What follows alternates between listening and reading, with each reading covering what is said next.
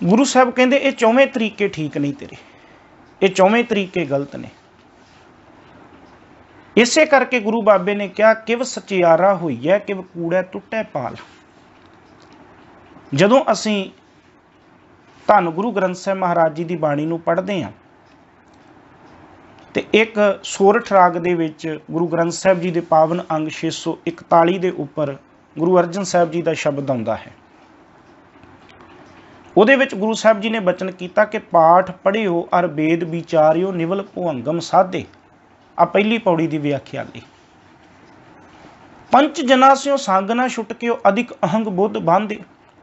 हुण पाठ ते कीते ने, पाठ पढ़ियो अर वेद विचारियो, धार्मिक ग्रंथां नूं ते पढ़िया, निवल भुअंगम साधे, निवली कर्म भी कीते,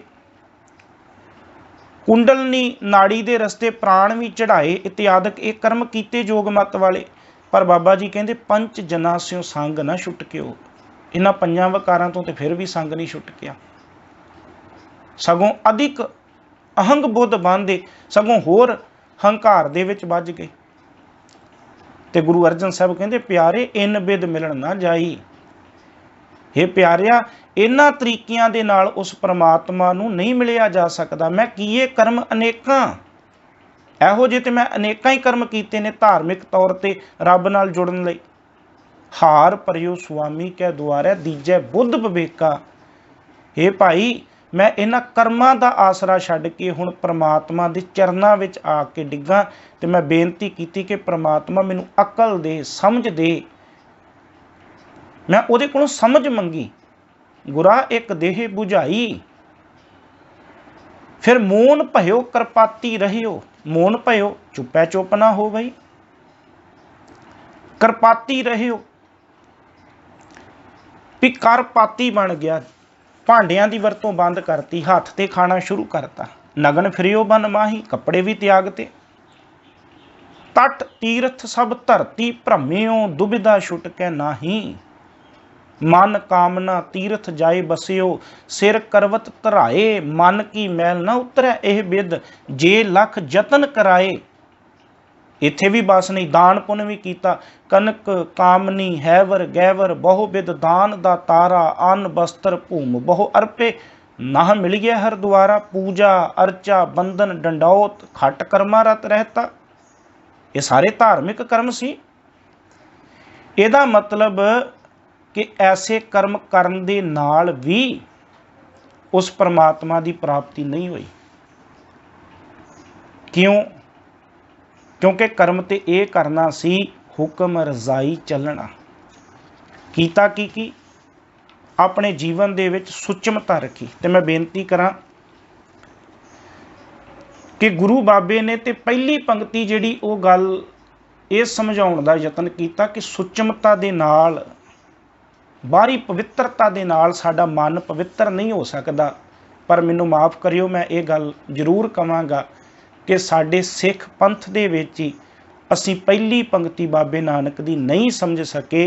बाबे नानक ने कहा तन दी सुचमता दे नाल मन सुच्चा नहीं हो सकदा, तन दी पवित्रता दे नाल मन पवित्र नहीं हो सकदा। पर अज साडे सिख पंथ दा ये सारा जोर लगा पिया कि नहीं, तन नूं पवित्र करके ही रब दी प्राप्ति हो सकती है। तन नूं पवित्र करके ही शायद मन पवित्र हो सकता है। ते जे इवें हुंदा ते गुरबाणी दे विच कोई ना कोई पंक्ति ते हुंदी ना कि तन दी पवित्रता दे नाल मन पवित्र हो सकदा। असीं नाले ते इत्थे सोच शब्द नूं भी क्लीयर कर लईए, सोचा शब्द नूं क्लीयर कर लईए ते नाले बाणी नूं विचारन दा यतन करिए। आसा की वार जदों पढ़ते हैं उत्थे बाबा जी ने यह गल कही, कहो नानक सच धियाइए, कहो नानक सच धियाइए। ते फिर कहते सुच होवै तां, सुचमता ते होनी तां, पवित्रता ते होनी तां, सच पाइए जे सच्चे नूं प्राप्त करांगे, जे सदा थिर रहण वाले परमात्मा नूं प्राप्त करांगे। पर असीं इहदा विश्राम भी गलत ला के गलत अर्थ कीते। ये तो नहीं ना हो सकता कि आसा की वार विच गुरु साहब ने गल होर कही होवे ते जपजी साहब विच होर कही होवे। आपां पढ़न लगे उत्थे इवें पढ़िया सुच होवै ਤਾਂ ਸੱਚ ਪਾਈ ਹੈ। ਨਹੀਂ ਪਿਆਰਿਓ, ਸੁੱਚ ਹੋਵੇ ਤਾਂ, ਸੁਚਮਤਾ ਹੋਣੀ ਤਾਂ ਹੈ, ਅੰਦਰ ਦੀ ਪਵਿੱਤਰਤਾ ਹੋਣੀ ਤਾਂ ਹੈ, ਸੱਚ ਪਾਈ ਹੈ ਜੇ ਸਾਨੂੰ ਸੱਚੇ ਦੀ ਪ੍ਰਾਪਤੀ ਹੋਏਗੀ। ਬਾਬਾ ਜੀ ਨੇ ਸੁਖਮਨੀ ਸਾਹਿਬ ਵਿੱਚ ਕਿਹਾ, ਸੋਚ ਕਰੈ ਦਿਨਸ ਅਰ ਰਾਤ। ਸੋਚ ਦਾ ਮਤਲਬ ਇਸ਼ਨਾਨ, ਤਨ ਦੀ ਪਵਿੱਤਰਤਾ ਦੇ ਵਾਸਤੇ ਇਸ਼ਨਾਨ ਕਰ ਰਿਹਾ। ਸੋਚ ਕਰੈ ਦਿਨਸ ਅਰ ਰਾਤ। ਤੇ ਗੁਰੂ ਅਰਜਨ ਸਾਹਿਬ ਕਹਿੰਦੇ, ਮਨ ਕੀ ਮੈਲ ਨਾ ਤਨ ਤੇ ਜਾਤ। ਮਨ ਦੀ ਮੈਲ ਇਸ ਤਨ ਤੋਂ ਨਹੀਂ ਗਈ, ਨਹੀਂ ਜਾਂਦੀ, ਕਿਉਂਕਿ ਤਨ ਦੇ ਇਸ਼ਨਾਨ ਨਾਲ ਮਨ ਸਾਫ਼ ਨਹੀਂ ਹੋ ਸਕਦਾ। ਤੇ ਗੁਰੂ ਨਾਨਕ ਸਾਹਿਬ ਨੇ ਪਹਿਲੀ ਪੰਕਤੀ ਵਿੱਚ ਗੱਲ ਸਮਝਾਈ ਕਿ ਸੋਚੈ ਸੋਚ ਨਾ ਹੋਵਈ, ਜੇ ਸੋਚੀ ਲੱਖ ਵਾਰ। ਇੱਕ ਵਾਰੀ ਨਹੀਂ, ਲੱਖਾਂ ਵਾਰੀ ਜੇ ਤੂੰ ਯਤਨ ਕਰੇ, ਤਨ ਦੀ ਪਵਿੱਤਰਤਾ ਦੇ ਨਾਲ ਮਨ ਪਵਿੱਤਰ ਕਦੀ ਵੀ ਨਹੀਂ ਹੋ ਸਕਦਾ। ਫਿਰ ਕਹਿੰਦੇ ਚੁੱਪੈ ਚੁੱਪ ਨਾ ਹੋਵਈ।